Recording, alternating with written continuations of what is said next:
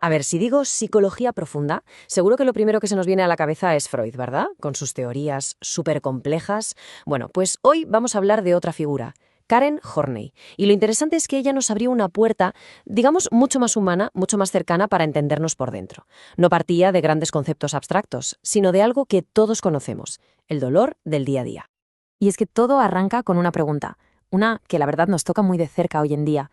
¿Por qué sentimos que nunca somos suficientes?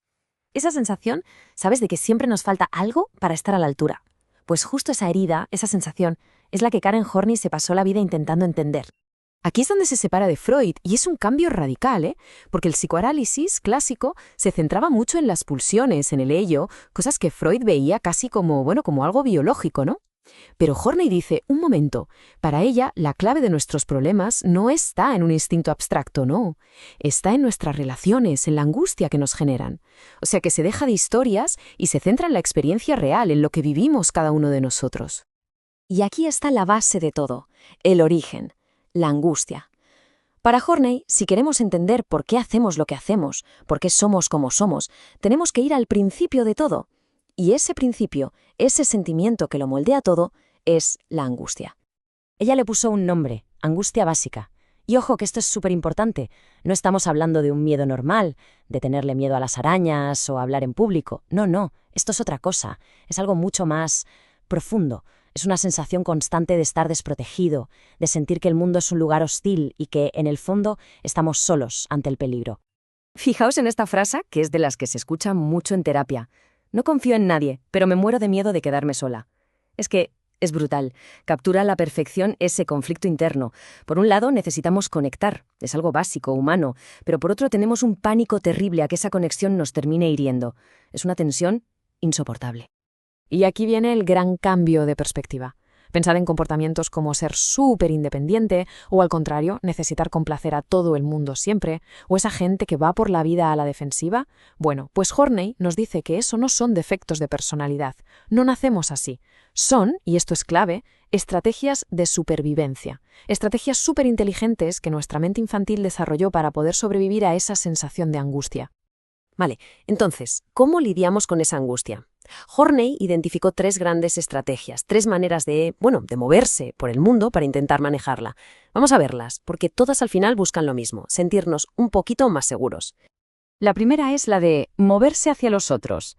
Es la estrategia de la sumisión. La persona que la utiliza piensa en el fondo: si consigo que me quieran, si les agrado, entonces estaré a salvo, no me harán daño. La sumisión, el complacer, se convierte en su escudo protector, cueste lo que cueste. ¿A que esto nos suena? Claro que sí. Lo vemos por todas partes. Es la persona que siempre dice sí, aunque por dentro esté gritando no. La que se deja la piel por los demás y se olvida de sus propias necesidades. Todo por ese miedo atroz a que la abandonen. En el fondo, la creencia es: el amor no es gratis. Me lo tengo que ganar siendo bueno, útil, perfecto. Luego tenemos la segunda estrategia, que es justo la contraria: moverse contra los otros, la hostilidad. Aquí la lógica es de pura supervivencia. El mundo es una jungla. O cazas o te cazan. Así que para no ser la presa, tienes que convertirte en el depredador. La seguridad aquí se busca teniendo el control, el poder, la sartén por el mango. Y lo increíble de esta estrategia es lo actual que es.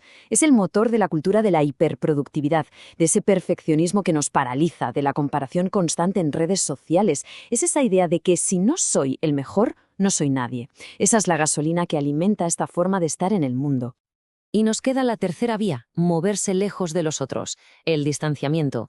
La solución aquí es básicamente construir una muralla. El pensamiento es: si no dejo que nadie se acerque demasiado, si me aíslo y me convenzo de que no necesito a nadie, entonces soy invulnerable. Nadie podrá hacerme daño.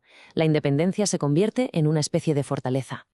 Claro, esto se ve en la gente que tiene muchísimos conocidos, pero ninguna relación íntima de verdad. Pura superficialidad. Es ese miedo a ser vulnerable lo que les hace mantener a todo el mundo a una distancia de seguridad. Pero, como decía la propia Horney, por fuera pueden parecer muy enteros, pero por dentro el cuerpo, la ansiedad, están contando una historia muy diferente. Vale, y ahora llegamos a una de las ideas, para mí, más potentes y liberadoras de Karen Horney. Ella fue de las primeras en identificar esa voz interna que todos tenemos, ese juez implacable que nos machaca sin piedad. La llamó la tiranía del debería. Y ojo, que esta voz no es la de quiero ser mejor persona, una aspiración sana, no. Es una imagen idealizada, súper rígida y hasta cruel de cómo deberíamos ser para que nos quieran, para que nos respeten. Es la voz que nos dice, deberías ser fuerte, no deberías sentir esto, deberías poder con todo. Es una exigencia, vamos, una violencia contra nosotros mismos. Y claro, vivir así tiene consecuencias, y son devastadoras. El burnout, los trastornos de ansiedad, la vergüenza crónica, el famoso síndrome del impostor, todo eso se cuece en esa distancia imposible que hay entre quienes somos de verdad y ese ideal perfecto que nos hemos impuesto. Pero lo bueno es que Horney no se quedó solo en describir el problema, también nos enseñó un camino para sanar. Y lo más bonito es que ese camino no va de arreglarnos o corregir nuestros defectos, va de algo mucho más profundo, entendernos con compasión. Y aquí propuso un cambio que en su época fue revolucionario. Para ella, el terapeuta no es un experto que te mira desde arriba y te dice, lo que a ti te pasa no, es un acompañante, alguien que está a tu lado para entender juntos, desde dentro, por qué tuviste que desarrollar esas defensas para poder sobrevivir. El camino del cambio real, según ella, tiene como 3 pasos. Primero, darte cuenta de cuál es tu estrategia. Reconocer esa rigidez o esa necesidad de complacer o esa distancia. Segundo, y esto es lo más importante, comprender por qué está ahí. Entender que esa estrategia, en su momento, te salvó la vida, te protegió cuando más vulnerable eras.